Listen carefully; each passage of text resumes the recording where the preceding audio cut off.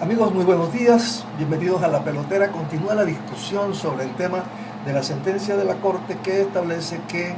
la violación de menores no es susceptible de ser juzgada por la justicia ordinaria colombiana, sino que debe serlo a través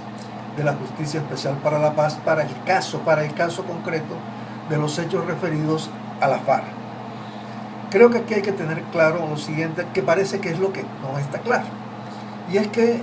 en el manejo de los temas referidos a conflictos armados hay dos formas de aproximarse a ellos. La primera tiene que ver con lo que el Centro Democrático planteaba en su momento cuando decía que en Colombia no había un conflicto armado interno, sino unos grupos criminales que confrontaban con el Estado el derecho a controlar los territorios y los negocios. Es decir, una manera de ver esto es a partir de definir al actor armado como un delincuente común, como una banda criminal, como una banda paramilitar,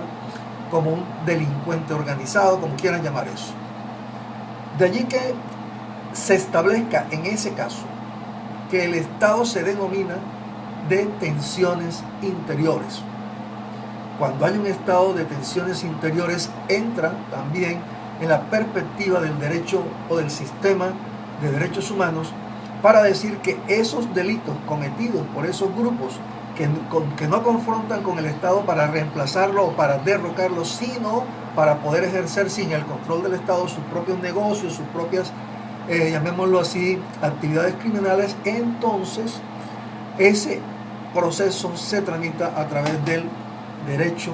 penal o lo que se llama el sistema de justicia interna de cada país. De allí que Colombia haya desarrollado en diferentes tiempos estatutos o códigos o normas especiales de sometimiento a la justicia que se encuadran en el Código Penal nuestro. Es decir, son delincuentes comunes, delincuencia organizada, que no confronta con el gobierno para derrocarlos, sino para ejercer sus propios negocios o para hacerle el trabajo sucio al gobierno. Es el caso de las BACRIM, de los grupos residuales que llaman ahora, de la delincuencia organizada, de las bandas criminales o de los paramilitares. Su sometimiento a la justicia se encuadra en el Código Penal y allí sí es competente el gobierno y en este caso el Congreso para desarrollar unas leyes que favorezcan ese sometimiento. De hecho, aquí tenemos varias, una de las últimas, la reciente expedida para el sometimiento de los grupos delincuenciales que llaman ahora BACRIM, y en el pasado la Justicia para la Paz en el caso de los paramilitares. Pero, a diferencia de lo que opinaba en su momento el gobierno de Álvaro Uribe Vélez, el de Juan Manuel Santos dijo que en Colombia sí hay un conflicto armado interno en el que los actores armados le disputaban o le disputan al gobierno su derecho a gobernar. Es decir, la disposición de la FARC o del ELN, de la insurgencia que llaman, no es nada distinto sino sacar al gobierno para ellos ejercer el poder político, el poder judicial y el poder y el control territorial. Así las cosas. Hay algunos atributos como el poder ejercer acciones tendientes a derrocar el gobierno de manera concertada bajo un mando único y dentro de un territorio. Y en algunos momentos las aspiraciones de la insurgencia han estado o han apuntado a pretender que se les reconozca la condición de beligerantes, es decir, su capacidad para ser entendidos, asimilados y tratados como si fueran un Estado del mismo nivel del Estado colombiano, es decir, como un Estado en emergencia, un Estado que surge, que tiene un gobierno propio, que tiene unas leyes propias, que tiene un territorio y que dentro de ese territorio ejerce control político, control económico, exige pago de tributos,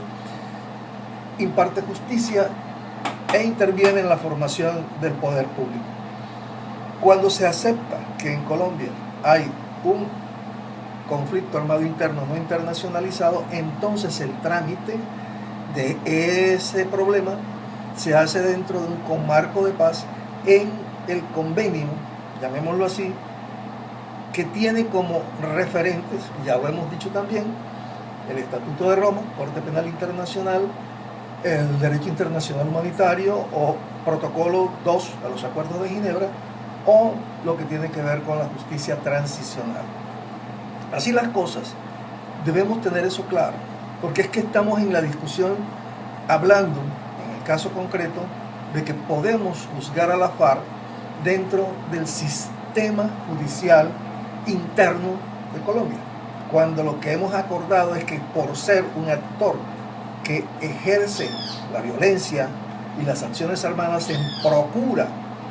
de poder derrocar al gobierno, no pudiendo hacerlo ni al gobierno derrotarlos, entonces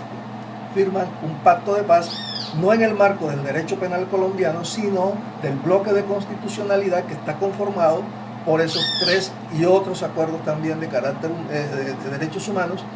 que definen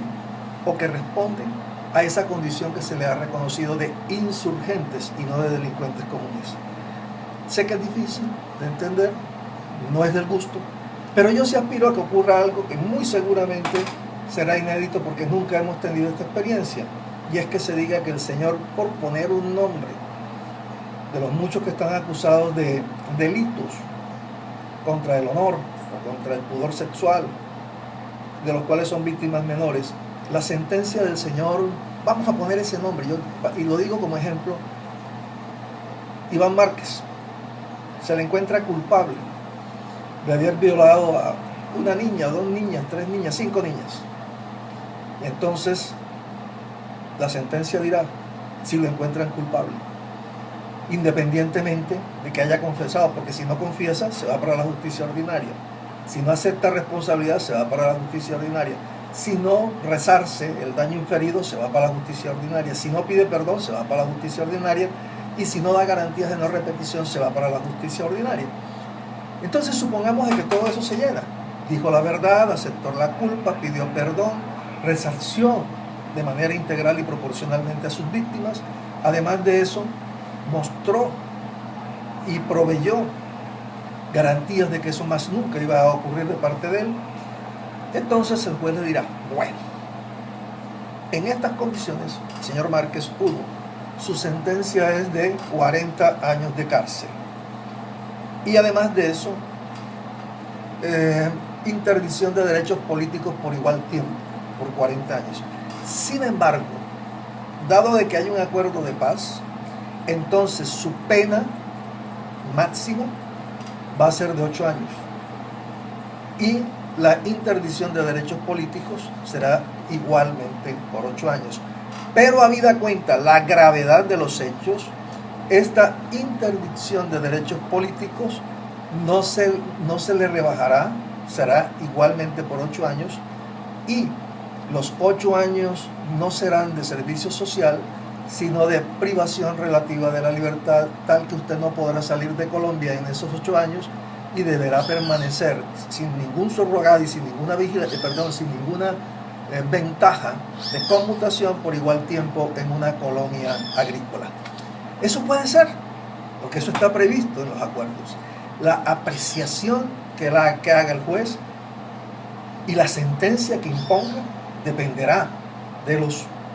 hechos juzgados, y las condiciones en que se cumplan dependerá también del cumplimiento de los elementos claves de la justicia transicional, y no desconocen que pueda haber, es un problema de los jueces, restricciones efectivas de la libertad y también restricciones efectivas a los derechos políticos. Es un tema de las salas o de los tribunales o de lo que llaman algunos los magistrados de la corte que conforman esta justicia especial para la paz que está en el marco de estos acuerdos internacionales. No es más, tampoco es menos, los dejo más enredados que antes, pero bueno, trato de cumplir con el deber de orientar acerca de este enredadísimo y grave problema. Chao.